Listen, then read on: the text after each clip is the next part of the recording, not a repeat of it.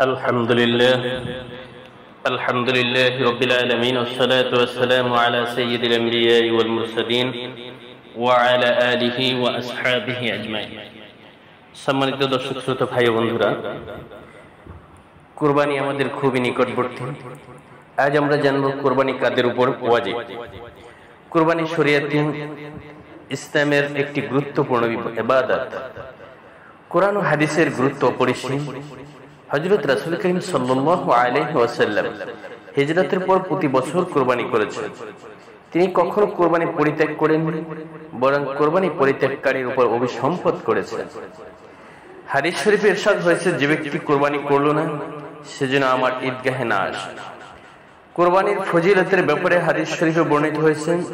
হযরত যায়েদ ইবনে আকরাম রাদিয়াল্লাহু তাআলা আনহু থেকে বর্ণিত, তিনি বলেন, সাহাবায়ে কিরাম নবী করিম সাল্লাল্লাহু আলাইহি ওয়াসাল্লামের কাছে জিজ্ঞেস করলেন, কুরবানি কি?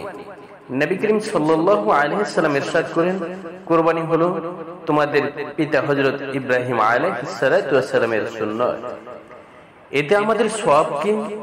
নবী করিম সাল্লাল্লাহু আলাইহি ওয়াসাল্লাম বললেন, কুরবানির পশুর প্রত্যেকটি পশুর বদলায় একটি করে সওয়াব রয়েছে। ভেড়া সম্পর্কে জিজ্ঞেস করা হলে তিনি বললেন, ভেড়ার প্রত্যেকটি পশুর বদলায় একটি করে সওয়াব রয়েছে। মুসনাদ আহমদ। হযরত আয়েশা সিদ্দিকা রাদিয়াল্লাহু তাআলা আনহা থেকে বর্ণিত, তিনি বলেন, নবী করিম সাল্লাল্লাহু আলাইহি ওয়াসাল্লাম ইরশাদ করেছেন, কুরবানির দিন কুরবানির চেয়ে উত্তম আমল আর কিছুই নেই। কিয়ামতের দিন কুরবানির পশুকে শিং, পশম ও খুর সহ পেশ করা হবে এবং কুরবানির জন্তুর রক্ত মাটিতে পড়ার আগে আল্লাহ তাআলার কাছে তা কবুল হয়ে যায়। তাই তোমরা খুব আনন্দ চিত্তে কুরবানি করো।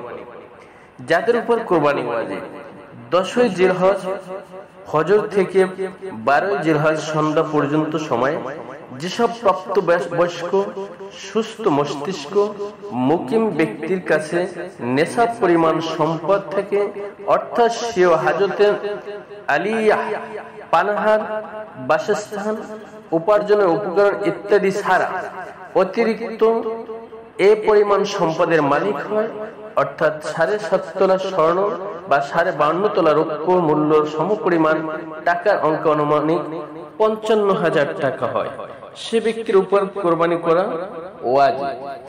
এক্ষেত্রে প্রয়োজনের অতিরিক্ত টাকা পয়সা, সোনা রূপা, অলংকার, বসবাস ও খোরাকের প্রয়োজন আসে না এমন জমি, প্রয়োজনের অতিরিক্ত বাড়ি, ব্যবসায়িক পণ্য ও অপ্রয়োজনীয় সব আসবাবপত্র, পোশাক আশাক, আসবাবপত্র, তৈজসপত্র ধর্তব্য হবে।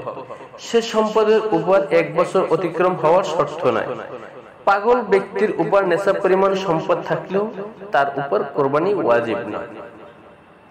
মুসাফিরের উপর কোরবানি ওয়াজিব নয়। মুসাফির ব্যক্তি কোরবানির দিনগুলো অতিবাহিত হওয়ার পর যদি বাড়ি ফিরে আসে, তাহলে তার উপর কোরবানি কাজা করা লাগবে না।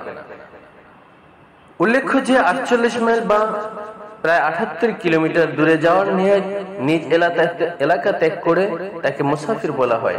প্রত্যেক ব্যক্তির জন্য নিজের পক্ষ থেকে কোরবানি করা ওয়াজিব। তার স্ত্রী, ছেলে, মেয়ে ও বাবা মায়ের পক্ষ থেকে কোরবানি করা ওয়াজিব নয়। যার উপর কোরবানি ওয়াজিব নয়, সে কোরবানি নিয়তে পশু ক্রয় করলে সে পশু কোরবানি করা তার উপর ওয়াজিব হয়ে যায়। যে ব্যক্তি প্রতি বছর নিজ প্রাপ্তবয়স্ক ছেলের পক্ষ থেকে কোরবানি করে, তার জন্য নতুন করে অনুমতি নেওয়ার প্রয়োজন নেই। যার উপর কোরবানি ওয়াজিব, সে যদি কোনো কারণবশত কোরবানি না করে, তাহলে কোরবানির দিনগুলো চলে যাওয়ার পর একটি বকরি মূল্য সদকা করা ওয়াজিব। সম্মানিত দর্শক শ্রোতা ভাই বন্ধুরা, সুতরাং আমরা পরিশেষে বলতে পারি, কোরবানির 3 দিনের মধ্যে যদি কারোর নিকট নেশাব পরিমাণ সম্পদ তার মালিকানায় থাকে, তার প্রয়োজনীয় আসবাবপত্র এবং খোরাকি বাদ দেওয়ার পর, তাহলে তার উপর কোরবানি করা ওয়াজিব। সুতরাং আমাদের যাদেরকে আল্লাহ রাব্বুল আলামিন এই পরিমাণ সম্বল দিয়েছেন, আমরা যাতে মহান আল্লাহ রাব্বুল আলামিনের রাজি খুশি করার জন্য কোরবানি আমরা করতে পারি, আল্লাহ পাক যেন আমাদের সকলকে তৌফিক দান করেন। আমিন। আসসালামু আলাইকুম ওয়া রাহমাতুল্লাহি ওয়া বারাকাতুহু।